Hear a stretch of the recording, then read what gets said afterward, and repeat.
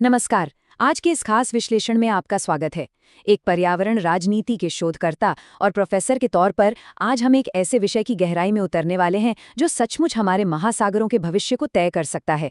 हम बात कर रहे हैं डीप सी माइनिंग यानी गहरे समुद्र में खनन की। अब कई लोग आपको बताएंगे कि भविष्य की ऊर्जा जरूरतों के लिए ये एक बहुत ही आवश्यक कदम है, लेकिन क्या सच में ऐसा है? आज हम अकादमिक और वैज्ञानिक डेटा के नजरिए से समझेंगे कि क्यों ये पूरा का पूरा कॉन्सेप्ट हमारे महासागरों के लिए एक अनावश्यक और सच कहूं तो बहुत बड़ा जोखिम है। तो चलिए सीधे विषय पर आते हैं। आखिर इतने गहरे पानी के नीचे समुद्र के बिल्कुल तल पर किस चीज की तलाश हो रही है? दरअसल हम डीप सी नोड्यूल्स की बात कर रहे हैं। आसान भाषा में समझें तो ये समुद्र के तल पर पड़े हुए आलू के आकार के कुछ चट्टानी टुकड़े होते हैं। लेकिन ये कोई आम पत्थर नहीं है।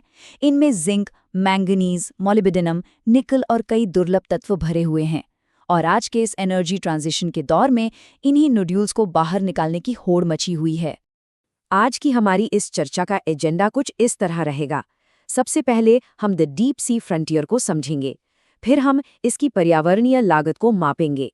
इसके बाद खनिजों की कमी के मिथक और प्रतिस्थापन प्रभाव यानी सब्स्टिट्यूशन इफेक्ट पर बात करेंगे। फिर हम साझी विरासत के सवाल को उठाएंगे और अंत में इन सभी जोखिमों का एक समग्र मूल्यांकन करेंगे। शुरुआत करते हैं हमारे पहले पड़ाव से, द डीप सी फ्रंटियर, एक अंडर वाटर माइनिंग कोड की मांग। अब देखिए, वर्तमान स्थिति को समझना हमारे लिए बहुत जरूरी है। तकनीक तो पहले से ही हमारे पास मौजूद है। आपको बता दूं कि 2022 में प्रशांत महासागर में एक कनाडाई कंपनी द्वारा बाकायदा टेस्ट माइनिंग भी की जा चुकी है। हालांकि राहत की बात यह है कि व्यावसायिक रूप से गहरे समुद्र में खनन अभी दुनिया में कहीं भी आधिकारिक तौर पर शुरू नहीं हुआ है। लेकिन यह स्थिति बहुत जल्द बदल सकती है। जुलाई 2025 में जमाइका के किंगस्टन में दुनिया भर के देश एक माइनिंग कोड पर बातचीत करने के लिए इकट्ठा हो रहे हैं। अगर ये कोड फाइनल हो जाता है तो समझ लीजिए कि निकट भविष्य में व्यावसायिक स्तर पर समुद्र का सीना चीरकर खनिजों को निकालने का रास्ता बिल्कुल साफ हो जाएगा। हमारे वैश्विक महासागरों के लिए ये एक बेहद चिंताजनक मोड़ है। चलिए अब आते हैं हमारे दूसरे और शायद सबसे अहम बिंदु पर, पर्यावरणीय लागत को मापना। जरा सोचिए, ये पूरी प्रक्रिया असल में काम कैसे करती है और क्यों ये इतनी विनाशकारी है। सबसे पहले गहरे समुद्र के चारों ओर भारी मात्रा में पानी को बहुत तेजी से पंप किया जाता है। इसके बाद भारी भरकम मशीनों से उन चट्टान जैसे नोड्यूल्स को खुरचकर उठाया जाता है। इस पूरी यांत्रिक प्रक्रिया का सीधा सा मतलब है समुद्री तल को भारी नुकसान और वहां मौजूद प्राकृतिक आवास का भयानक विनाश। ये कोई छोटी मोटी उथल-पुथल नहीं है दोस्तों, ये एक पूरे के पूरे पारिस्थितिकी तंत्र को हमेशा के लिए उजाड़ देने वाली प्रक्रिया है। और विज्ञान इस बारे में क्या कहता है? ऑस्ट्रेलिया के राष्ट्रीय विज्ञान प्रभाग CSIRO के वरिष्ठ वैज्ञानिक पियर्स डंस्टन का ये बयान कड़वी सच्चाई बयां करता है। उनका स्पष्ट कहना है कि कुछ समुद्री जीव, खासकर वो जो सीधे तौर पर इन नोड्यूल से जुड़े हुए हैं, उनके ठीक होने या वापस पनपने की उम्मीद न के बराबर है। जब खनन होता है तो सिर्फ पत्थर नहीं निकलते, बल्कि उस समुद्री तल पर पलने वाला जीवन भी हमेशा हमेशा के लिए खत्म हो जाता है।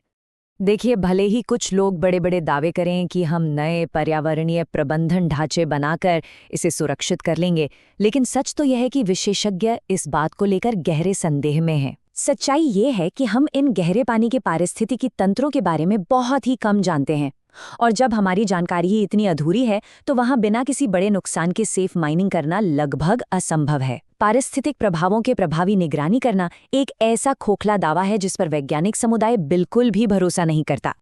आगे बढ़ते हैं तीसरे हिस्से की ओर, खनिजों की कमी का मिथक। क्या वाकई हमारे पास महत्वपूर्ण धातुएं खत्म हो रही हैं? एक तर्क जो बार बार दिया जाता है वो ये कि भाई हमारे पास जमीन पर खनिजों की कमी हो रही है, लेकिन डेटा इस तर्क को पूरी तरह से खारिज करता है। हमारी धरती पर मौजूद ज्ञात भंडार प्रचुर मात्रा में हैं। यहाँ तक कि अगर भविष्य में खनिजों की मांग तेजी से बढ़ती भी है तो भी हम दशकों तक आराम से अपना काम चला सकते हैं। कोबाल्ट, तांबा, मैंगनीज, मोलिब्डेनम और निकल जैसे तमाम खनिज जमीन पर ही भरपूर मात्रा में उपलब्ध हैं। इसका सीधा सा अर्थ ये है कि समुद्र की गहराइयों में जाकर इन खनिजों को निकालना हमारी कोई मजबूरी नहीं है। तो फिर सवाल उठता है कि अगर जमीन पर इतने खनिज हैं तो ये कमी का पूरा नैरेटिव क्यों बनाया जा रहा है? सच कहूं तो ये कहानी मुख्य रूप से कुछ अवसरवादी निवेशकों द्वारा गढ़ी गई है जो सरकारों से भारी सब्सिडी हासिल करना चाहते हैं। गहरे समुद्रों में खनन पूरी तरह से सट्टा है। ये भौगोलिक रूप से बहुत दूर है और इसकी लागत तो पूछिए मत, आसमान छूने वाली है। आर्थिक दृष्टिकोण से भी जमीन पर मौजूद संसाधनों को छोड़कर समुद्र के तल को खंगालना कतई कोई समझदारी का काम नहीं है। अब चर्चा करते हैं हमारे चौथे बिंदु की, प्रतिस्थापन प्रभाव। क्या समुद्र का खनन जमीन के खनन की जगह ले लेगा? कुछ लोग कहते हैं कि डीप सी माइनिंग एक क्लीनर विकल्प है जो जमीनी माइनिंग को खत्म कर देगा। दिलचस्प बात यह है कि ऐसा बिल्कुल नहीं होने वाला। जमीन पर होने वाले खनन से स्वदेशी और सामुदायिक अधिकारों का जो हनन होता है वो अपनी जगह जारी रहेगा, क्योंकि ये दशकों लंबे अनुबंधों पर चलते हैं जिन्हें कंपनियां आसानी से छोड़ने वाली नहीं है। दूसरी ओर समुद्र में खनन शुरू होने से जमीनी खनन बंद नहीं होगा, बल्कि ये हमारी पहले से मौजूद वैश्विक समस्याओं में एक नई मुसीबत और जोड़ देगा। समुद्र आधारित उद्योगों में आधुनिक गुलामी और लेबर नियमों के उल्लंघन का इतिहास रहा है, और वहां बीच समंदर में इन चीजों की निगरानी करना तो और भी ज्यादा मुश्किल है। चलिए अब बात करते हैं पांचवें बिंदु की, साझी विरासत का सवाल, भू राजनीति और वैश्विक समानता। समुद्री कानून पर संयुक्त राष्ट्र का एक बहुत ही खूबसूरत कानूनी आदर्श है। इसके अनुसार अंतर्राष्ट्रीय समुद्री तल को मानव जाति की साझी विरासत माना गया है। इसका मूल विचार बड़ा ही नेक है कि समुद्र से मिलने वाली किसी भी संपत्ति या लाभ का बंटवारा सभी देशों में समान रूप से होना चाहिए और इसका सीधा फायदा विकासशील देशों यानी ग्लोबल साउथ को मिलना चाहिए। लेकिन क्या असली दुनिया में ऐसा हो रहा है? हकीकत तो इस आदर्श से कोसों दूर है। जरा इन आंकड़ों पर गौर कीजिए। जब पापुआ न्यू गिनी ने कनाडाई कंपनी नॉटिलस के साथ काम किया तो 2019 में कंपनी के दिवालिया होने पर उस गरीब देश पर लाखों डॉलर का कर्ज थोप दिया गया। जमाइका का उदाहरण लें, वहां के एक स्थानीय स्टार्टअप को रातों रात यूरोपीय निवेशकों ने अपने कब्जे में ले लिया, जिसका मतलब है कि सारा मुनाफा देश के बाहर चला गया। और नाउरू और टोंगा जैसे देशों के द मेटल्स कंपनी के साथ किए गए समझौते भी अब अनिश्चितता के घेरे में हैं। तो ये साझी विरासत का फायदा ग्लोबल साउथ को कहाँ मिल रहा है? मुनाफा तो सारा ग्लोबल नॉर्थ की कंपनियों की जेब में जा रहा है। और अब हम अपने अंतिम और सबसे निर्णायक खंड पर आते हैं, अंतिम जोखिमों का मूल्यांकन और हमारा अकादमिक फैसला। अगर हम सिर्फ और सिर्फ अर्थशास्त्र की बात करें तो भी बाजार के रुझान एकदम साफ हैं।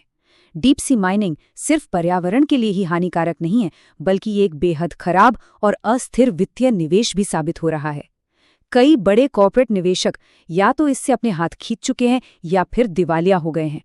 इस उद्योग की सबसे बड़ी कंपनी द मेटल्स कंपनी तक को खराब वित्तीय प्रदर्शन के चलते नैस्डैक से डीलिस्टिंग के नोटिस मिल चुके हैं। यही वजह है कि आज दुनिया भर में एक बड़ा गठबंधन उभर रहा है जो अंतर्राष्ट्रीय समुद्री तल पर खनन को रोकने के लिए एक वैश्विक मोरेटोरियम यानी सख्त रोक लगाने की पुरजोर वकालत कर रहा है। तो हमारी आज की इस चर्चा का निष्कर्ष क्या निकलता है? इस सवाल पर विचार कीजिए। जब हम जानते हैं कि इससे होने वाला पर्यावरणीय नुकसान अपरिवर्तनीय है और इसका वित्तीय ट्रैक रिकॉर्ड इतना खराब रहा है, तो क्या महासागर के इस नए मोर्चे को लालच में आकर खोलना वास्तव में कोई समझदारी भरा कदम है? अकादमिक रूप से देखा जाए तो ये एक बिल्कुल ही अनावश्यक जोखिम है जिसकी भारी और भयानक कीमत सिर्फ हमारे महासागरों को ही नहीं बल्कि अंततः पूरी मानवता को चुकानी पड़ेगी। हमारे साथ इस गंभीर विषय पर जुड़ने के लिए आपका बहुत बहुत धन्यवाद।